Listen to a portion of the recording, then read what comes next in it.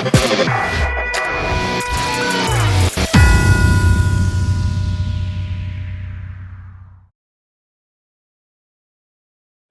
night, 5 decisions, not necessarily bad fights, but 5 decisions. So, I mean, what was it like as what? Because I know you want that highlight reel moment. Yeah, well, listen, you can't have that.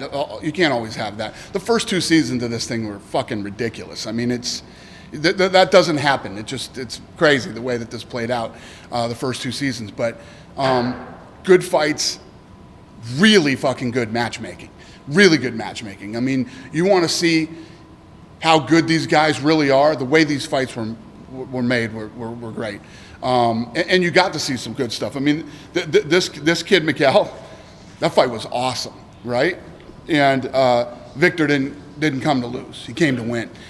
I mean, this kid got hit with everything, get dropped, kept getting up, kept coming, and when you're in this type of a position for the first time, there's an adrenaline dump. There's the nerves and all the things that come along with it is something that you have to factor in when you're watching these guys. And I was super impressed with these guys tonight. With Miguel especially, I was wondering, I mean, it was a great fight, but I wonder how much it went into your decision that he fought a guy that was 7 pounds heavy. I mean, that's not even close. So did he kind of go in with like some bonus points in your eyes? So lost, had a new opponent 11 days out, right? So a new guy that they don't know and comes in. He's a southpaw, which is horrible, right? You haven't been sparring or training for southpaws or anything like that. Then the guy shows up and he's overweight and you still accept the fight. Then the guy comes in tonight and doesn't want to fucking leave. He's here to win and not quit. I mean, the kid couldn't have stacked the deck any higher against himself, and he still pulls off the win. He still looked good. His stand-up, his clinch work, his ground game, and his composure, how he took his time with everything. He didn't rush and go crazy. And I think that the kid has a lot of talent, and I think he's got a bright future in the sport. With Miles Johns, I mean, you referenced his coach, Saifu, yelling, "Quit wrestling, quit wrestling." Screaming at him nonstop, "Don't go to the ground." I wonder, I mean, obviously we know you're looking for all-action fights, right? But are you worried at all that, it was almost like he was coaching him into bad positions where maybe he could have won the fight on the ground. You worry that, people are going to take these fights differently than they should? No, if you're the coach, you don't want him going to the ground. That guy's got 100% finish rate on the ground. Why play into his strengths when you can stand up and stay where he's the weakest? You know what I mean? I completely agree with the coach, but I love the fact that he went on the ground, because if he didn't, I don't know what he's got against a guy like that. The fact that this guy has 100% finish rate and he had no respect for that, dove right in there and didn't get submitted by him, actually controlled everything on the ground most of the time that he was down there. Guy's a savage. I think that guy seriously has a future in this sport. The feature fight with Johnson, you said he's one, you love his style, but how hard is it to pass on a guy if you say, I love this style, but he didn't show me nothing?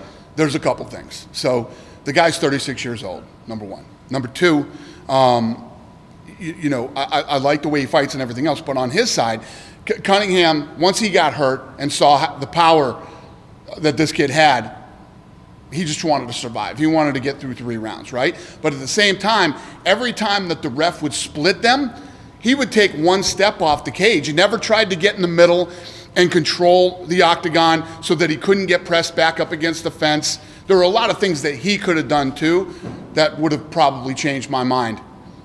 Last thing for me, you took a lot of criticism, obviously, after the last week. I know you were in China, but it was a huge story, the Lockman situation and not giving that contract. I just wonder, did you talk to the matchmakers at all about maybe finding them another spot, or do you, in hindsight, do you regret, making that decision? No, not at all. I mean, I think that everybody knows what I'm looking for here. And while I said that kid is talented and, he's going to, and I also said if I'm wrong, he's a free agent and anybody can pick him up. So if anybody thinks I'm wrong, show me. Show me that I'm wrong. And what better position could you be in than a kid, coming off the show, he wins, and people think that I made the wrong choice. So if that's the case, there you go. There's a free one for you. Lock him up and he's all yours. I'm looking for guys that when you show up here, we all know what this show is about. This show isn't about isn't the Ultimate Fighter and you're going to win, you fight all these times and you win a contract. This isn't a fight night or a pay-per-view and stuff like that. I have five fights, and I have to pick somebody who I think can come into the UFC, make a huge impact, break into the top 5 or be a world champion. That's what I'm looking for. And it was a dog fight. Loved that fight. It was a great fight. Both kids put on a good fight. And there's 10 seconds left of the fight, and you're going to shoot. If he fucking wung it out at the end of the 10 seconds, I probably would have picked him. I'm looking for different things on this show. I'm not looking for what the sport is or what the UFC, how you call a fight in the UFC or judge a fight. It's not what I'm looking for here. And this is the second time, I'm sorry, you tried to ask me a question 3 times. And this is the second time this season that whether it's Bisbing or whoever didn't have the same picks that I had. That kid Kyle. Kyle's super talented. Kyle's 26 years old, okay? He's 26 years old. He had the mount and didn't really land any damaging punches from the top. He's 26 years old. The guy's a baby. He's not even in his prime till he's 28, 29. He's got 2 years to work on all these things, and he's undefeated. What I don't want to do is bring him in early, put him in against some animal that's in the UFC who gets that top position on him and rains down on him because he couldn't stop somebody from the mount. I think that he has things to work on. I think he's got plenty of time, and I think he has huge potential in the future. Sir, if a fighter misses weight on Contender Series and the fight still goes ahead, would they be eligible to potentially earn a contract or just their opponent?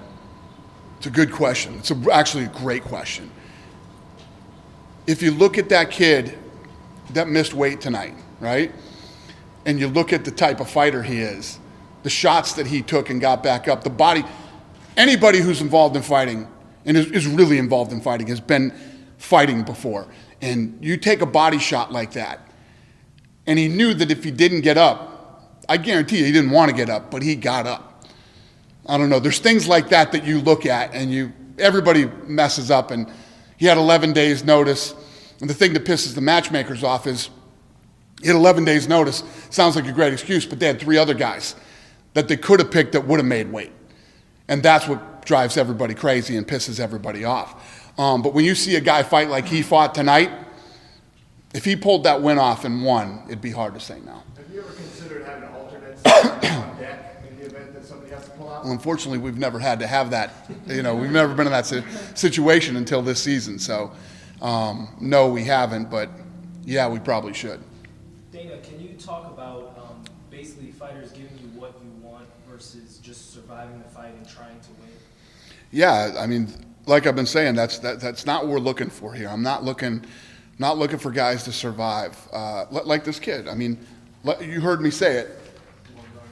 Yeah, but I got to look at his stats. Justin Gonzalez, right? I was so excited for this fight. So this kid, I don't ever count amateur fights ever. This kid's 19-0 with amateur fights. You got to count them. And if you look at his opponents records are 52-15. You never see that, right? So I'm so excited for this fight. Then you look at his finish rate. It's non-existent, his finish rate, and you see why when you see the fight. The kid is an awesome wrestler, and he can control you and pin you. I saw opportunities where he could have took the back so many times. He actually had the choke in, but only had one hook in at one point, and wasn't really. He was very comfortable in staying where he felt safe, not being aggressive and trying to finish the fight. And you can get away with that for a while. Then once you start to go up the ranks in the UFC, you can't be that one-dimensional and get away with that. It's not what I'm looking for. Dana, you explained tonight the matchmaking and the contract situation, but let me ask you, has there ever been a night that you've been close to saying, you know what, maybe no contracts tonight, and would you be opposed to that maybe in the future should the situation maybe call for it? Yeah, it hasn't happened yet, but yeah, I mean, hopefully it doesn't happen. It's a bad night if we don't give out a contract, but yeah, it could happen. It could definitely happen. It's still early in the season. Last season we saw a couple times where guys were given either a developmental contract or told they're going to come back later on in the season. Is that still on the table for this year as well? Yeah, we could do that still. I just, like that kid Kyle that I talked about a minute ago, he's with a good team. There's nothing about that guy's game that I say, oh, we need to bring him into a new camp and do this. He's with a good team. He's young. He's super talented, and he's going to do just fine. He just needs some more work, and I don't want to bring him in too early. There's no need for it. And just a general question, do these guys, is there a standard Contender Series contract that these guys get when they win, or do they win and then you negotiate a contract that comes individually? Yeah, so they get. I don't know how the contracts are done. I don't know how they do it, but the matchmakers sign a deal with them. Yeah. And then, Dan, one last question. As far as Cunningham, I know that he fought it last year and last season, and then now coming back this year. Did you see any improvements, or what were Cunningham in the last fight? What were your thoughts on his? Well, I don't want to say that I didn't see any improvement in the guy. I mean, the guy got clipped. He got hit by a dude that spars with, all the murderers over at AKA. I mean, this guy trains with Cormier every day. He's sparring with Cormier and guys like that. So, he's seen it all. Guys have tried to take him down. Guys have tried to, probably knock his head off. So for Cunningham, going in against a guy like this is tough, especially when you get hit right out the gate. There wasn't really much to see. It happened fast. He got hurt. His eye blew up, and he wasn't going to take any chances after that, But when you think about what this show is and why you're here, he actually should have gone out to the middle of the octagon and went for it, tried to finish the fight. Because that eye is only getting worse every round. It's not going to get better. And you also run the risk of the ref stopping the fight. I thought for sure the ref was going to stop the fight in the third round because there's no way you could see out of that eye in the third round. It's impossible. So I thought the fight was going to get stopped, and the thing you saw in Cunningham was no sense of urgency whatsoever to stop the fight. What you saw from Cunningham is he didn't want to get finished, and he wanted to go the 3 rounds. And that's what happened. And, the AKA kid couldn't stop him. And if you can't stop him, who are you going to stop in the UFC when you get in that position? Dan, I don't think that there's much value in getting into like a ton of different hypotheticals, right? But one question I would have is that if some guy came on and he just had unstoppable wrestling, your lightweight champion has unstoppable wrestling, and some might call him that he has a little bit one-dimensional, but he has an unstoppable gift. Who, Habib? If there's a guy out there like that, do you want him on this show if he's a wrestler? So did you see Habib when he fought Edson Barboza? Yeah, well, and I mean, I said I wasn't like making a direct comparison to the guy, but I'm just saying if there is like a very dominant wrestler, and that is how he wins. Is this the right show for him? Or would you still value? Sure, if you're a dominant wrestler. I didn't see dominance tonight. He dominated in the wrestling game. Never did he try to finish the fight. When he had positions that he could do, he didn't do. You know what I mean? He played it really safe tonight. He could put this kid wherever he wanted to wrestling, put him against the fence. He could move him down to the ground if he wanted to. He could have done more, but he didn't. So my thing is, I just got to see you for 3 rounds. You're a dominant wrestler, I get it. That's all I saw. What else do you got? What happens when you get into the UFC and you're up against another dominant wrestler? And now you got to bang it out with this guy. I didn't see any of that. I saw a guy who looked very one-dimensional, played it literally as safe as you could play it, and I didn't get to see anything. It's like, when we were just talking about the Savage, his corner didn't want him going to the ground. I know that this guy has 100% finish rate and wants to get him to the ground. So I would have had to wonder, I wonder what would have happened if they went to the ground. I wonder how that guy's ground game is. I didn't have to wonder. He showed me. So did Miguel. I saw everything. I saw the whole game. You can, I'll give you an example. That kid could come on The Ultimate Fighter and win The Ultimate Fighter. But you can't get in here unless I see everything and see what you got. Or the big myth now after last week, I'm looking for finishes. No, I'm not looking for finishes are great. Listen, if finishes happen, like if he came out and knocked him out in the first round, I still would have liked him as much, but I like that I got to see everything. Puna didn't finish, but I signed him. I saw a lot of things with him. His takedowns were strong. When he got to top position, he didn't stop punching, whether it was to the body or to the head. He was trying to finish the fight.